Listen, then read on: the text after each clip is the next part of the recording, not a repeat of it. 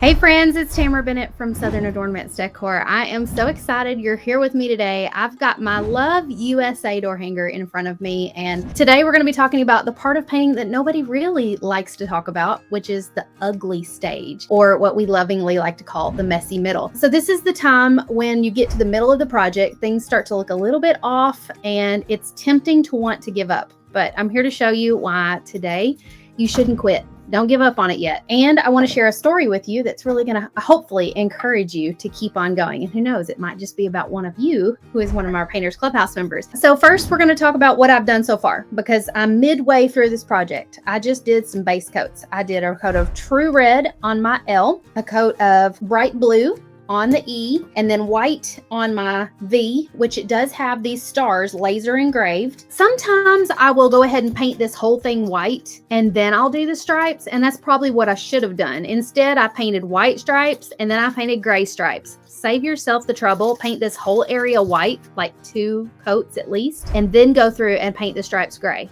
And if you're wondering why my stripes are gray, it's because gray makes a really good primer underneath red. So we will be painting the gray stripes red, don't you worry. But red paints over gray better than it paints over white, and it paints over gray better than it paints over the tan. You might see some brush strokes or uneven edges. Let me zoom in on this a bit. Do you see the unevenness of the yellow? Something like this may begin to bother you. If you look closely, I got gray on my red all the way up in this little corner. There's a little spot I didn't even paint. Right here, I've got some red that bled onto my white, and I tried to clean it up, but didn't do a very good job. I've got some seeping along the edges of my door hanger here. That was a mistake. I've got a piece of a paint booger stuck there. These are all little things that you guys can't usually see very well because you're watching from a bird's eye view across the power of the internet.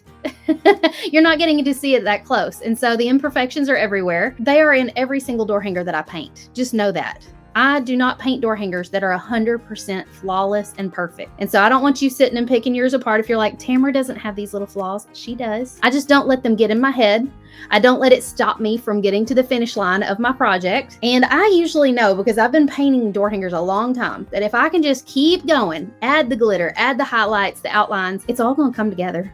And it's all gonna be okay. Okay, I'm gonna start painting some of this. And while I do this, I wanna tell you a quick little story. I've told this story before, probably on here at some point, but some of you may have never heard me before. My business first started out as a paint party business, and I would go to people's local churches, fellowship halls, wherever, their homes, and I would paint with them. And there was this one night in particular, I was doing a paint party at the local pizza joint, and I remember there were several painters there, and we were all kind of midway through our project, and I noticed that there was one seat that was empty, and somebody's seat's always empty because somebody's usually getting up to get more paint or use the bathroom or get a fresh cup of water or whatever it is. So I didn't think much of it at the time, but we got partway through this project and I walked over to throw something in the trash, and guess what was in the trash can? Somebody's door hanger that was halfway done, sitting on top of all the trash. Y'all, it broke my heart. I hated it for the door hanger, but not that like door hangers have any feelings, but I'm like, oh, somebody gave up on that. And then I also hated it for the person who left it there because they gave up on themselves. And I remember picking it up out of the trash can and holding it up and saying, I didn't want to like make a big spectacle of it. Who put their door hanger in the trash? No, I didn't want to do that. Instead, I just kind of walked around with it and I said, does anybody know who this belonged to? And one lady popped up and said, oh, that belongs to so-and-so. She got frustrated and decided she was done and left. My heart just sank. I felt so sorry for her. And I felt like a little bit embarrassed that she hadn't like come to me and asked for help, because as the teacher and the leader, I felt like I had failed her. Instead of asking for help, she just left. And I always, at the beginning of every door hanger party, tell people, like, if you need help, don't be afraid to raise your hand and say, come help me or whatever. But maybe that night I had forgotten to do that. I don't know. Or maybe she just felt embarrassed to ask for help, or she was just so mad and frustrated, she decided to give up on it. But you know what? It didn't look bad. She was just in the messy middle of the project and she couldn't see the forest for the trees. And so sometimes that's where we end up midway through our project. And the sad thing is that she never got to see how it would have turned out. She never got to stand there and have that moment of like, wow, I really did that. So that night I ended up pulling her door hanger out of the trash, and I spent a few minutes toward the end of the party sitting and finishing it up for her, adding the final details, because I thought she paid for this class. She should at least get something from it and be able to see what her door hanger could have become. So I finished it and I gave it to some of the ladies that were friends with her. I don't know if they worked with her or what, but they were going to pass it along to her later. And I never did hear what she thought of that door hanger after she got it. But I hope it healed something in her a little bit, or maybe made her feel a little bit less frustrated. But I don't know. I don't even remember what the lady's face looked like. So she may have come back to another party, but I highly doubt it. Usually if you give up on yourself midway through a project and you don't see it through to the end, you're less likely to start a project like that again in the future. So if I don't know who this needs to speak to out there, maybe that's you. If you are in the middle of a project, or perhaps you're afraid to even start because you're like, I will end up there, I know I'll give up on it. Just know that, like, I'm here. Raise your hand if you need help. Matter of fact, we have a Painters Clubhouse group that are more than willing to jump in and help you. Right now, I'm doing the part that feels a little bit tedious. I'm filling in all of these red stripes and I'm getting ready to finish up my stars and all of this. And so when you're in the middle of the project like this, it can be easy to doubt yourself, especially when things feel flat and unpolished. And like, even as I'm talking to you, I'm mentally coaching myself, because I can see a few spots where I definitely got outside the lines with my stripes, and I can't straighten that up with my red. Otherwise, you'll be able to see the gray peeking out underneath. So I'm just painting over it red anyway, even though it's not a perfectly straight stripe. I'm putting a second coat on this red, and it's definitely got some spots like right along in here.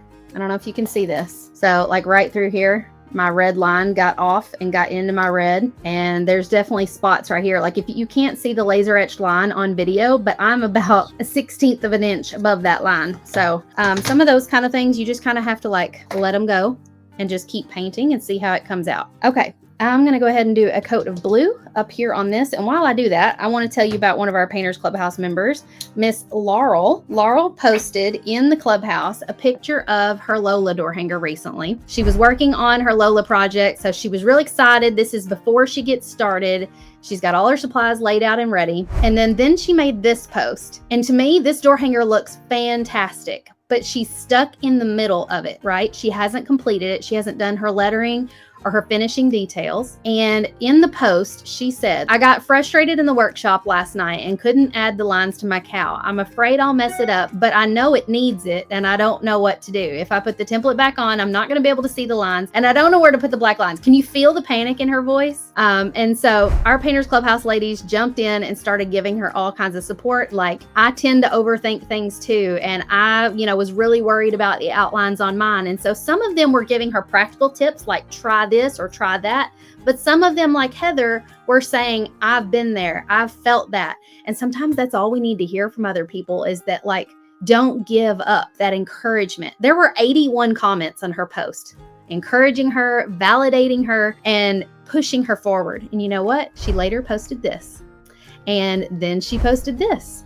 And so not only did she share a picture of her door hanger with her in the photo, celebrating that she reached the finish line, but look how amazing this looks. It looks so awesome. She didn't give up. And now her story is inspiring others who felt the same way. I am so thrilled that this door hanger is proudly on her door and not somewhere in the back of a closet, because that's what the Painters Clubhouse is all about. Having somebody there when you're in that frustrated part and you just need a little bit of guidance or a little bit of a pep talk to say, you got this, don't give up, just keep going. But whether you're like Laurel and you're frozen and afraid to move forward, or you're like the lady at the pizza party and you're ready to just throw it in the trash, the lesson's the same. When things get weird or messy, it doesn't mean that you've failed. It just means that you're not finished yet. So don't give up in the messy middle.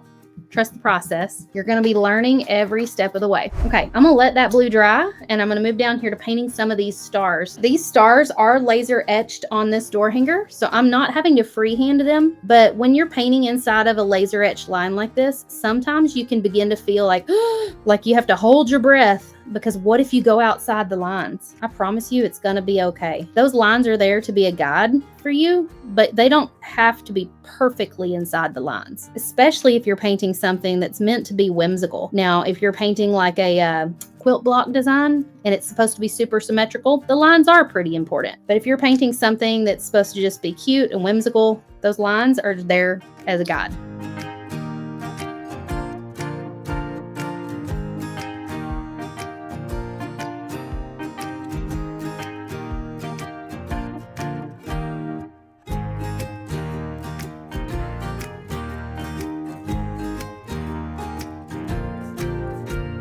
Okay, we've got our stars painted. Now it's just to add like our polka dots up here and our outlines and things.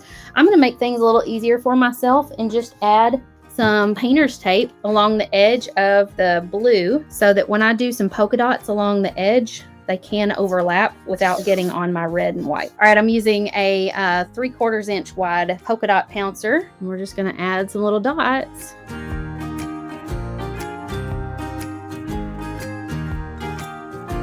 Okay, I want to point out something real quick.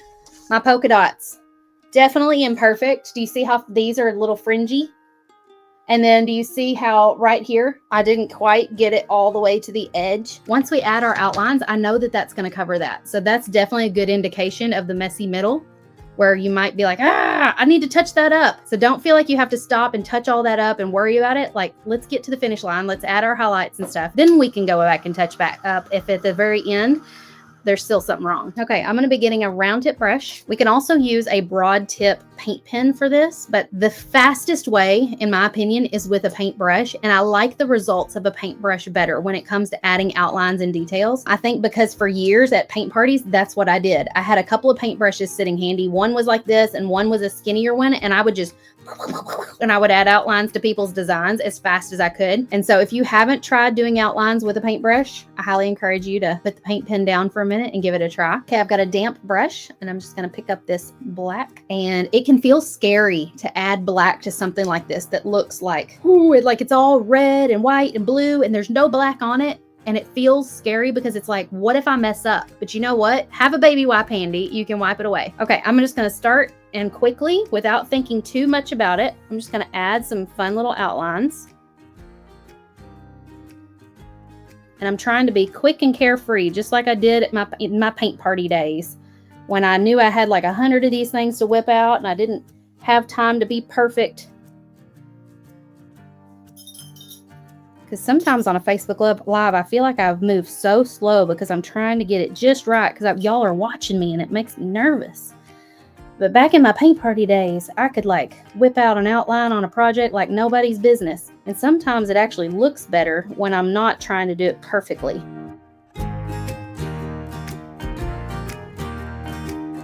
Okay, so now I'm gonna rinse this brush out and I'm gonna go for some white, and we're gonna add some little pops or highlights to kind of add even more detail to this, because I didn't do any like design in the middle of the L or the E. I wanted the V and the USA to kind of be the main showstoppers here. I didn't want to add too much pattern and make it too busy. So I've rinsed out my brush and now I'm getting some white, and I'm just gonna add some little highlights in little areas that kind of make everything pop. There's not a whole lot I can do on this, but except maybe add some little highlights on the stars. And doing this type of thing busies it up just a bit, where it's just got more visual, like it's pulling your eye in different directions. I intentionally did like a little squiggle right there. I feel like that's more visually interesting than just doing like a straight line sometimes. This is why we don't quit, because the joy and the confidence that you feel at the end is worth every messy middle moment.